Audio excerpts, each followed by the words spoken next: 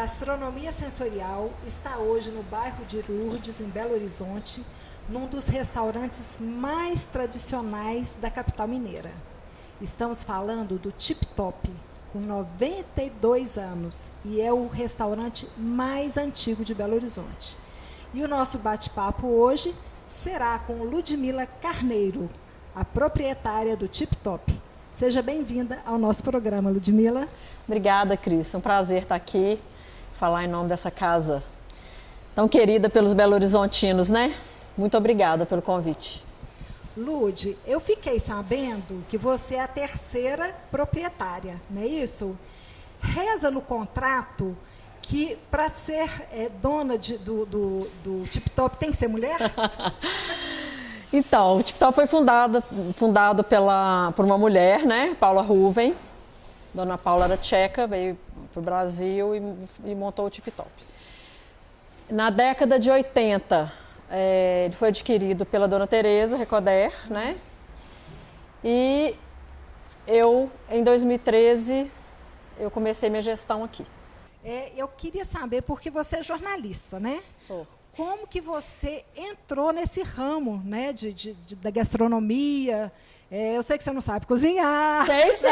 Mais ou menos. Quem duvido. Cozinho. Mas como que você entrou nesse ramo da gastronomia? Porque me parece que você é formada em jornalismo, né? Você veio de uma família, né, de rádio, de locução. Me conta um pouquinho sobre isso. Então, minha família, por parte de mãe, é italiana, né? Minha mãe cozinha muito bem. Ninguém acredita não, mas eu também cozinho bem. Eu não gosto muito de cozinhar, mas eu cozinho bem. Modéstia à parte.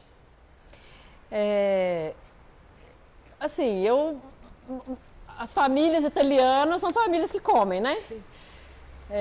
Comem e falam muito. E falam né? muito. Eu morei fora do Brasil e tive um namorado italiano também, que tinha restaurante. Então, assim, eu aprendi muita coisa com ele e fiquei dentro do universo da gastronomia. Em 2006, mais ou menos, quando eu saí da rádio, trabalhei no rádio, né, durante 12 anos, e quando eu saí, porque eu fiquei grávida, fui ganhar minha filha, 2 anos depois, eu recebi uma proposta para administrar a Feira do Mineirinho. Um amigo meu tinha ganhado uma licitação lá e me convidou. Eu não tinha uma relação direta com a gastronomia, né, de elaboração de cardápio, de pratos e tal, mas eu tinha um contato muito direto com os expositores, porque eu administrava o cardápio, né? Eu administrava o que podia ser vendido por barraca. E era muito interessante até porque a gente tinha que fazer né, cada um vendia uma coisa, o que vendia uma coisa, para eles não disputarem entre eles, eu tinha o controle desse cardápio. Então ali também eu desenvolvi muito essa coisa de engenharia de cardápio, sem saber, né? Uma coisa muito assim, empírica, mas aprendi muito. Quando eu vim mesmo para o restaurante, falei, gente, eu já trabalhava até bem com isso, porque eu tinha esse controle, né? E em 2012, 13, eu virei sócia da Cleusa, que era dona de restaurante já há muitos anos, e a gente virou sócia. E aí eu entrei no universo da gastronomia mesmo, assim, né? E eu lembro, assim, na verdade, quando a gente recebeu a proposta para comprar o Tip Top, eu lembro que eu falei com a Cleusa, eu não sei exatamente como é que está a casa, mas uma coisa eu te falo, nós estamos comprando a marca mais poderosa de Belo Horizonte em termos de restaurante. Eu não sei mais como é que está, eu não sei o que aconteceu com o Tip Top, né? Assim, qual que é a situação do Tip Top, mas a gente está comprando uma marca. E pode comprar, porque ela que recebeu a proposta na época. Pode comprar, porque nós estamos comprando a marca mais antiga de Belo Horizonte, de restaurante Belo Horizonte.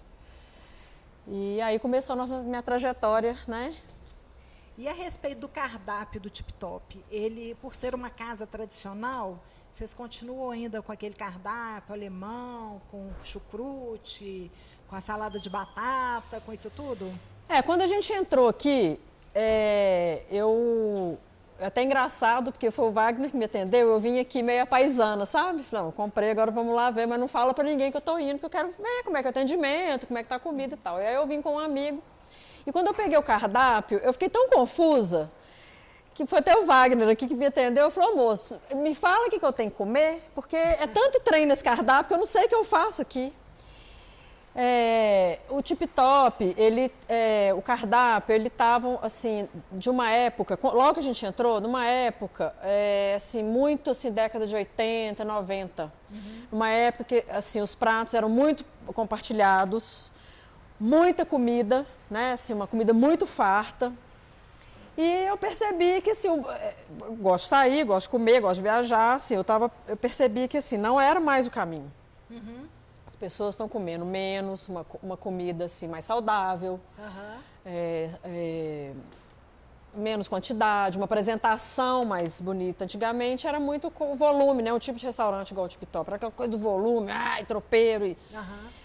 E ao longo desses 8 anos, a gente foi fazendo algumas mudanças no cardápio. Primeiramente, eu encolhi o cardápio todo, cortando muita coisa, e aí você olha pela venda, né? O que vende mais, o que vende menos, o que tem mais saída e tal. E em 2018 a gente fez realmente uma mudança assim drástica, né? Assim, chegamos num nível que a gente queria. Só na discussão do cardápio foram quase 2 anos, porque a gente tinha discussões filosóficas, assim, eu gosto de falar. Por exemplo, um petit gâteau é um prato cafona ou um prato vintage? Né? É um pudim, é vintage, pro Tip Top é muito legal, não fica cafona. Mas o petit gâteau não servia para a gente mais. Porque dentro do nosso contexto ele era uma sobremesa assim, que estava meio... E ao mesmo tempo a gente tinha pratos muito tradicionais, né? Que a gente, assim, eu também não abri mão, porque, por exemplo, um prato que podia ter sido considerado cafona e que hoje está super na moda é o pachá. Que a gente sempre teve no cardápio. Queriam que a gente tirasse, né? O pessoal que estava na época fazendo o trabalho com a gente, não, porque queijo pachá, não sei o quê. Então, tem pratos que eu não deixei. Não vai tirar o pachá do Tip Top. Isso é a cara do Tip Top, o pachá. Outros não tinha nem como, né? O rosbife, o joelho de porco, a salada de batata, os salsichões e tal, isso aí. Então, a gente chegou num... E, ao mesmo tempo, Cris, assim, como eu estava com um chefe aqui novo, um menino bacana, empolgado, o que eu pensei? Eu não posso limitar esse menino. Pessoa criativa, você tem que dar margem para ela criar. Com certeza. Então, como eu tenho um cardápio muito tradicional, como que eu vou fazer para eu não podar o Leandro, né? Que é o chefe atualmente. Então, a gente chegou nesse finalmente aí, que é o quê? São entradas, petiscos e tal, e aí a gente tem os tradicionalíssimos, que a gente até ri aqui, brinca, e eu criei um mantra, assim, que a gente pode errar qualquer coisa aqui no Tip Top, menos esses pratos. Né? Salsichão, salada de batata, joelho de porco, rosbife, o Kassler, que são, assim, os nossos carros-chefes, assim. Os outros... às vezes o Leandro criou uma coisa, não deu tanta saída, isso aí não tem problema. Ficou meio salgado, isso aí eu ainda não vou brigar. Agora, esses 5 que eu falei, não tem proibido errar. Né? Eu acho que isso é o que dá a nossa excelência e a nossa cara, né? E você começou a trabalhar também com pratos individuais, não é isso? Pratos individuais. A gente teve uma crise em 2014, que a gente também criou um prato do dia que não tinha aqui, a gente só tinha executivo, e esse prato deu muito certo. Então a gente tem o do dia, o executivo, né? tudo. Você vai fazendo e vai, aceitação do público. A gente fez muita pesquisa na época dessa reforma que a gente fez aqui, fizemos pesquisa, fizemos um trabalho muito legal até. E com números assim muito favoráveis ao Tip Top e opiniões muito favoráveis à casa, sabe? Que eu falo que tá muito claro assim que o Belo Horizontino tem muito carinho pelo Tip Top. E falando de pandemia, o que a pandemia deixou para você assim, de legado? O que você fez de diferente aqui no Tip Top? Olha, a gente tinha feito uma reforma em 2018 e aí bombou o Tip Top, né? Deu aquela, o povo voltou e tal. E a gente, algumas coisas internas ficando para trás, né? Que a gente precisava resolver, mas o movimento precisa vender, né? Eu vendo comida, né? Então, aquela confusão ali, algumas coisas internas que a gente precisava mexer que nunca dava tempo.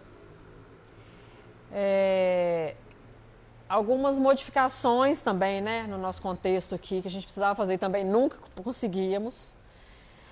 Vocês começaram com o delivery nesse na pandemia. período? Inclusive, eu até falava com o chefe, Leandro, depois do carnaval, mas nem um minuto. Nós temos que implantar esse delivery, pelo amor de Deus, porque a gente tinha uma demanda, mas não tinha tempo, não tinha estrutura para fazer.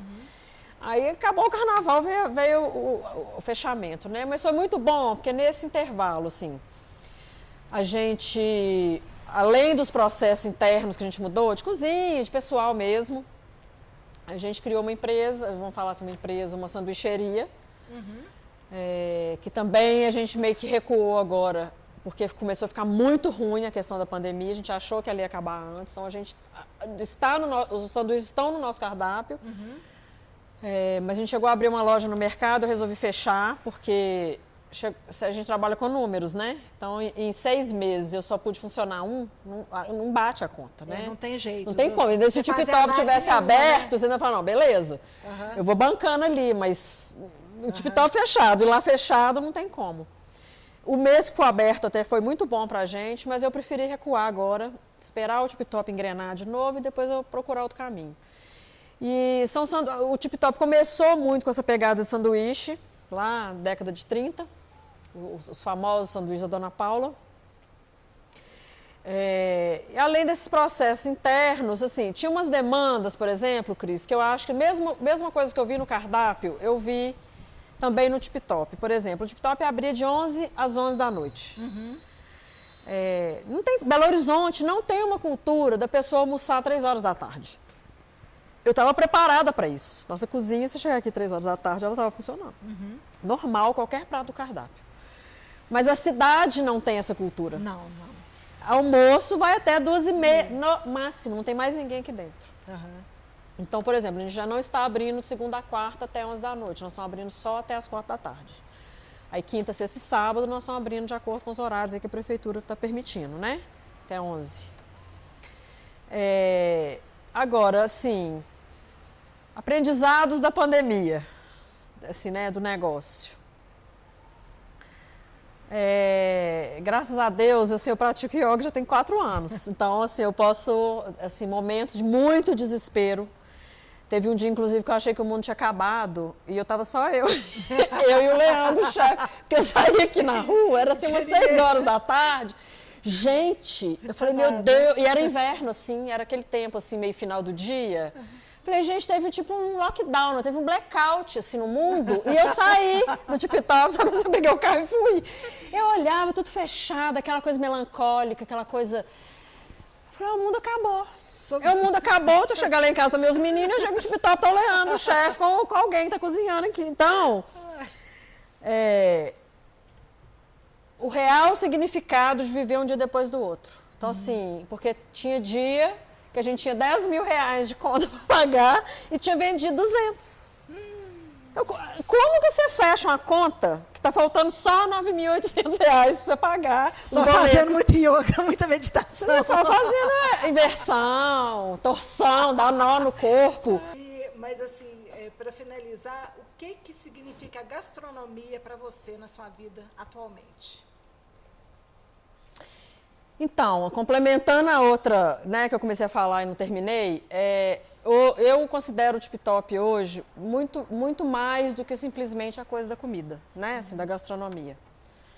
A Dona Paula trouxe para Belo Horizonte, em 1930, tudo que está na moda hoje. Eu falo isso, está tudo modinha. E a Dona Paula trouxe em 1929, ela já tinha. O quê? Chopp gelado, que o marido dela era meio inventor, assim, e ele criou uma máquina lá que a serpentina, eram 2, então eu gelava, né? Na década de 30, gelar um chopp era uma coisa muito fácil, né?